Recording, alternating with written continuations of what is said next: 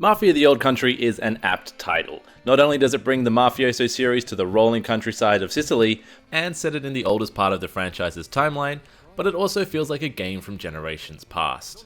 You have a problem with how I conduct my affairs? I don't want to die! How you conduct your affairs? Taking place in the early 1900s, we find ourselves in the indentured shoes of Enzo, doing back-breaking work in the sulfur mines under the callous eye of Don Spadaro. Out of the way!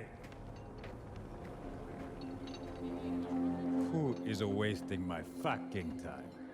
Desperate for a better life, Enzo soon finds himself on the run, only to quite literally stumble into the service of the Spadaro's rival, Don Teresi. You tell your boss. The boy is under my protection. What follows is a somewhat predictable but enjoyable mafioso tale of a man working his way up the ranks, gaining the family's trust, I'm proud of what you've become. only to fall for the only girl he can't have. It hits all the beats you'd want from a tale like this, and anchoring it around a forbidden love story does give it a bit of heart and emotional weight. We can choose who we are.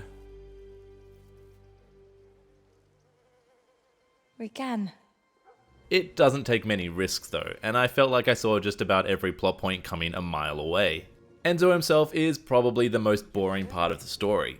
Perhaps in some effort to keep him as a semi-blank slate for players to project themselves onto, there ends up being precious few moments where we get to see much of his personality shine through. Big potential character development moments for him, like his first kills for example, aren't really given any significance.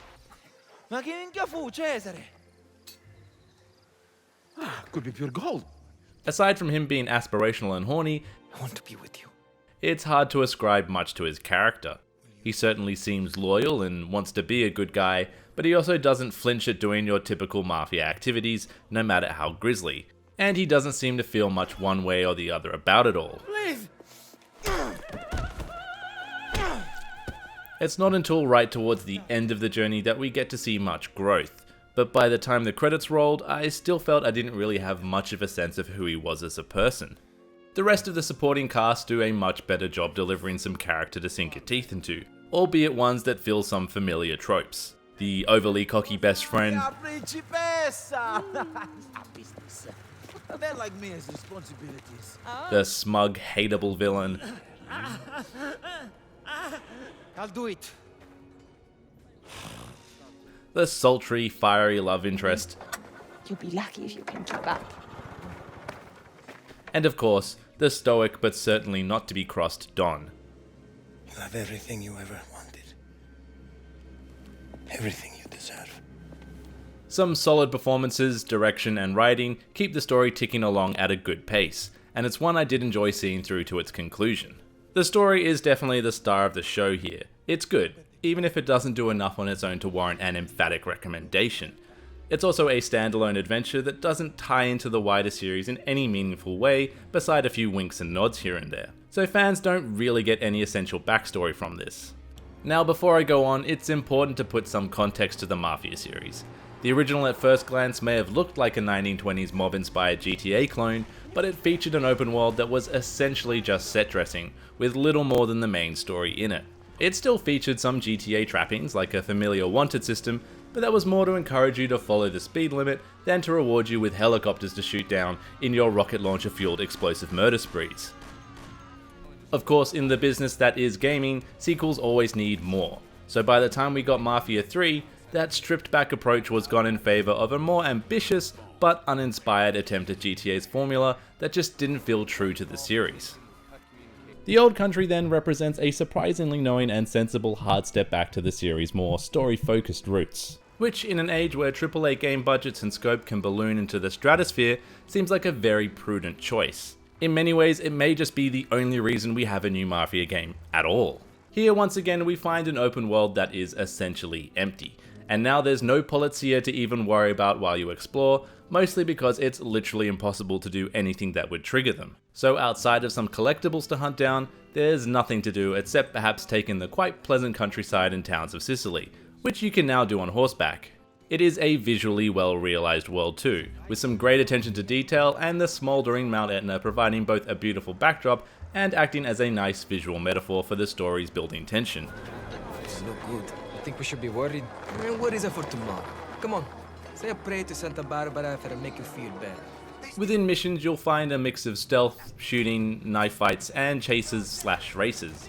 That is, between all the walking, talking, and driving around, which also take up a sizable portion of the game's fairly trim 10-hour runtime. It's all done well enough, though the gameplay is there purely in service of the story, and none of it would be the reason why I'd recommend anyone to check this out. On the stealth side of things, the usual tools of the trade are here, waiting for gaps in patrols, sneaking up on lone guards, throwing items to distract, dumping bodies in boxes, etc. It's certainly not particularly taxing on the old noggin, with a handy superpower that lets you see guards through walls, and patrols and gaps being quite easy to read and predict.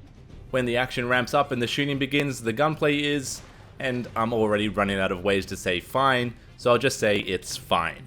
There's a basic era-accurate arsenal of pistols, rifles and shotguns to choose from, so no Tommy guns or rocket launchers here. Some simple cover-based mechanics and a fairly fast depleting health pool make most gunfights a game of whack-a-mole, quickly popping out of cover to land a quick shot before dropping back down to avoid getting pinged. The occasional grenade or charging bruiser type enemy will try to flush you out of cover, but beyond that there's not much more to it. It's also worth noting that I think this potentially holds the record for the longest time in an action game before you actually get to shoot a gun record. It's literally not until about 2 hours in that you fire your first gun. That's not a complaint, mind you, I actually applaud the restraint. But it would have been nice if there was maybe more payoff with either some more narrative weight given to the moment, or if the gunplay was at least more satisfying. Those early hours aren't all cutscene, of course. In that time you'll encounter several of the game's knife fights, which kick in during key moments. You threaten women now? Here you'll find yourself in one-on-one battles where you can slash, counter and dodge attacks. It's a fine little combat loop in theory, but in practice I found them dragging on a bit. And you'll likely find yourself falling into using the same repetitive combo of counter slash. They also have a somewhat unsatisfying habit of never actually letting you win, with cutscenes taking over in the last throws, more often than not with your opponent getting away too. Shit, leave! Rounding out the action is the recurring staple of the series, races and of course chases. The races are a nice throwback to the originals, and now you'll even have a horse race, but they do feel pretty scripted and like they come down to more just staying on the track rather than any great racing skill. The various chase sequences do their job though of adding in some spectacle and action, although they won't blow you away.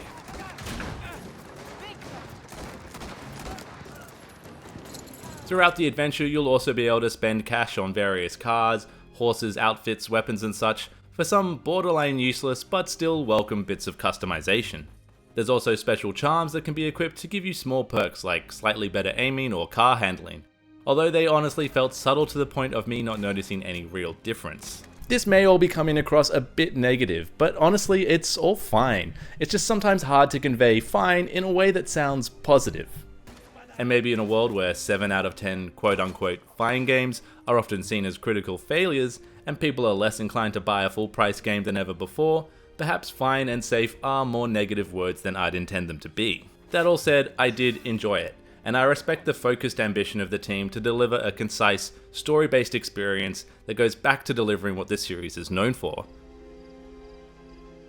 Who is she? It's an offer you could probably refuse, until it goes on sale or shows up in your subscription service of choice, but I'm glad I let them pull me back in. Play. The new world is upon us, Enzo. And I'll need men like you by my side.